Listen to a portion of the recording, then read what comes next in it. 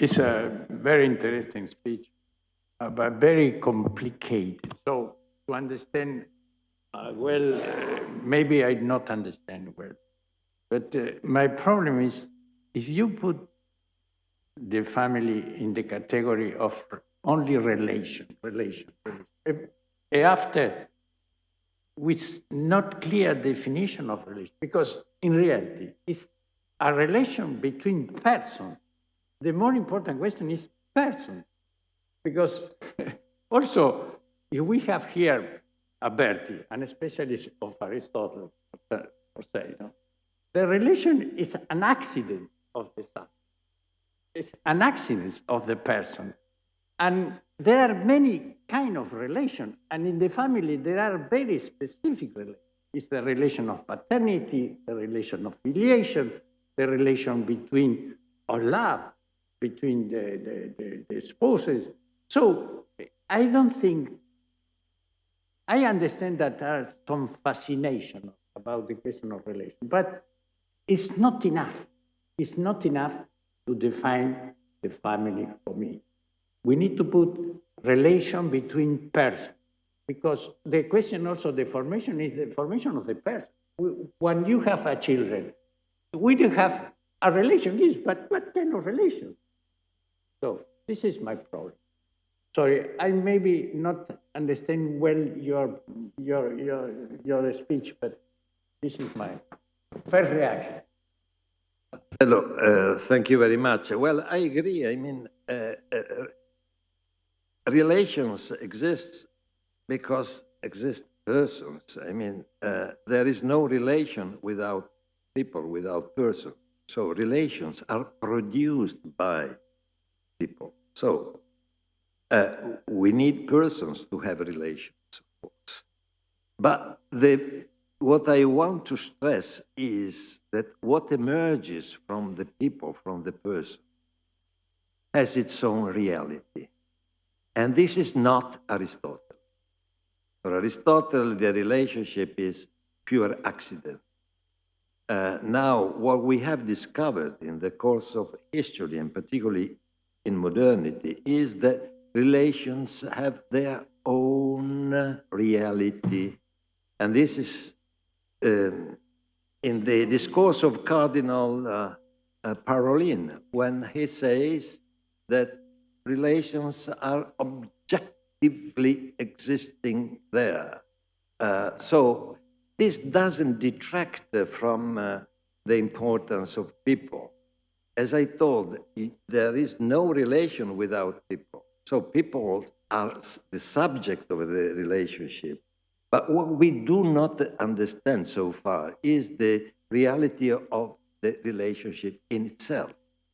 The properties, the causal properties, and the specific qualities of this reality, which is the emergence of an interaction between people within the family.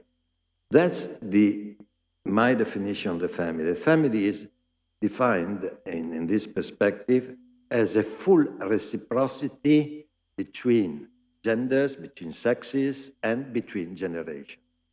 Now, if the family is a full reciprocity, reciprocity is a relationship. That's the way we define the family.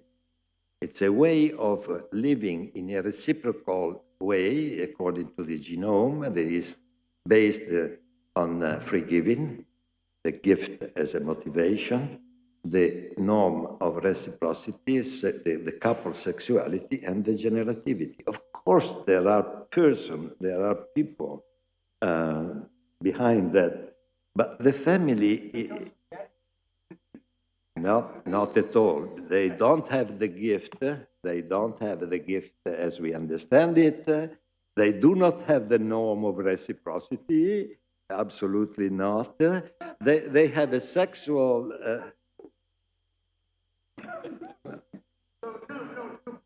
For me, more or less put in a scholastic categories. You more understand the family like the Trinity. that substantial relations, but this is in the Trinity for us, not in the human being. The human being are persons that have relations and not have relation subsistence. This is the question. Of course, the family is so fantastic that we can say it's the more near image of the Trinity, but it's not the Trinity. So, sorry, I didn't say that family relations existed in themselves, for himself, by itself, etc. I said that the relationship are there because there are people generating relationships. So it's different from the Trinity. It's a different level of order, ontological order, anyway. Okay.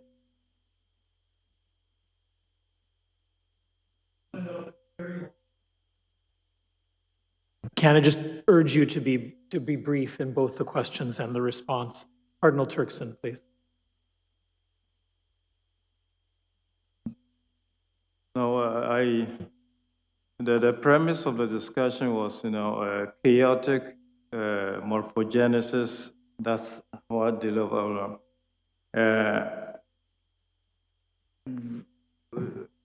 I was just wondering whether you could identify some forms of this chaotic morphogenesis which underlies, which is the point of departure of all of this. And for me, that's kind of related with the first speech, the first presentation about the situation of families in the United States. And I thought, talking about family relations, they probably may not be complete without referring to the new configurations of families.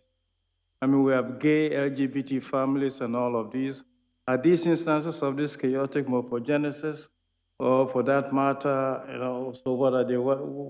I think something that is missing for me in the presentation is just that current configurations of the families are not presented yet in all of this, neither in the American situation or what else has been presented before. So I was just wondering whether that's instances of the chaotic morphogenesis or not. Yes. Well, in my paper, there are examples of how family morphogenesis is going on, particularly through the artificial procreation technologies. Think of surrogacy, for instance, etc. Are they families?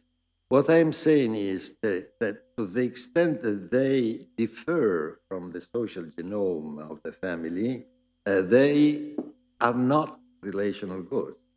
That's the basic argument. The basic argument is that they change the relational structure of the family, the relational configuration of its social genome, and therefore they do not produce relational goods. So they are group forms, forms of social groups collecting together, and they are what I call aggregative type, an aggregative type of living together, not properly a relational type of living together. And the family is properly a relational type of I don't know if but there are examples of how the chaotic morphogenesis is going on. You see, for instance, blended families, remarried families, and new networks of people living together in the second, third marriage with the children of the first and second marriage, etc. There are very new forms, and we need criteria by which make an assessment of how they are really family or not. And the criteria that I suggest is about getting relational goods. If they do not get relational goods, they are not properly family. That's my argument.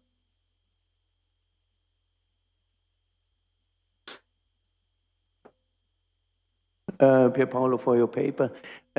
Only two short remarks. The first, the importance of networking for the family. So what could be the contribution of the Catholic Church I think it's important. Yesterday we spoke about family groups in parishes, and in the 70s and 80s in the German-speaking region, they were very famous, the idea of the parish as a family, the parish family. So it's gone, it's over, more or less. That's a question of pastoral theology, certainly. But I think it's important to ask what could be our contribution for networking for families. And it's in Berlin, we have to handle with very different types. For instance, in Berlin, other than in Oberammergau or in elsewhere. So we have to handle with very different types of families, families of second, third, fourth state, and so on. So I think we have also experience with groups and movements in the church, Integrierte Gemeinde, for instance. It was a very big scandal in Germany, where we see also how narrow could be the work with families, and how difficult, to say the least, how difficult to hand over the faith from the parents, active parents, to the children in family group. So that's the first remark. And the second, more question: what could we say under the concept of relationships in a family to different states of a family, a honeymoon couple family, until 90 age parents, grandparents, and so on. So we have, perhaps it's more also a question of psychology, but I think also of sociology. We have different states of relationships in a family and also in a marriage. That would be interesting, perhaps. Thank you. Thank you so much for these two questions. I start from the second one, because thinking about the family along the life cycle, the different stages, you see the relational nature of the family. Because when children go away, and there is no living together with them by the parents, or when someone dies, for instance, you still have a relationship. You are still a family with that person.